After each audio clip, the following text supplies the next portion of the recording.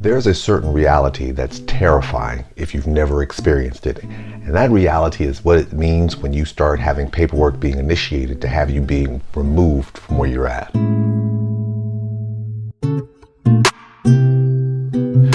Whether it be an eviction notice on your door or whether it be a notice of the intent to foreclose, that can be a traumatizing event. And let me kind of explain to you why.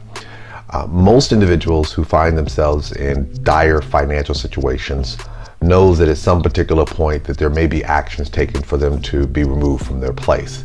Now, nobody sits back, or I'd like to believe that most people don't idly sit back and just wait for it to happen. They're doing everything humanly possible, whether it be asking for help from friends, whether it be finding additional work, whether it be selling different things, whatever the case may be.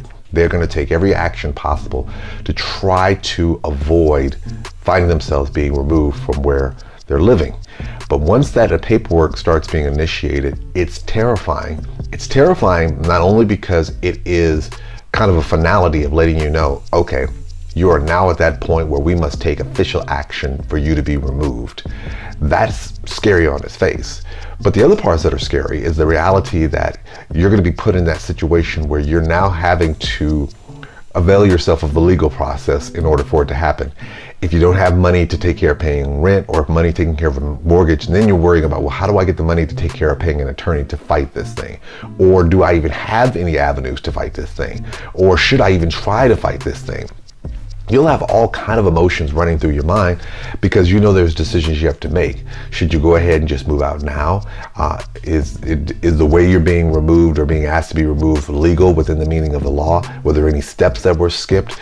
Is there any options that you have available to you to at least give you the time to be able to transition out if you haven't found a place where you're going to relocate yet?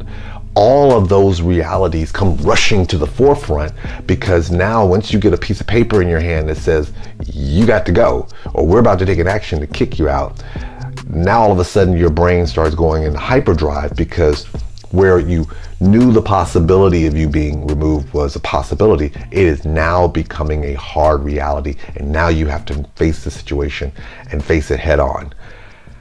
When you find yourself in a position where you're making the determination that you have to make those calculated decisions, take a second, look at the paperwork, talk to people who are friends of yours who may be a little bit more able, a little bit more objective about reading the paperwork and telling you what options that may be available to you before you make a particular move. But the harsh reality is when you know that you received some type of documentation letting you know that the process has begun to have you removed from a place that you've been living in for a period of time, that your family been living in for a period of time, that you consider your home.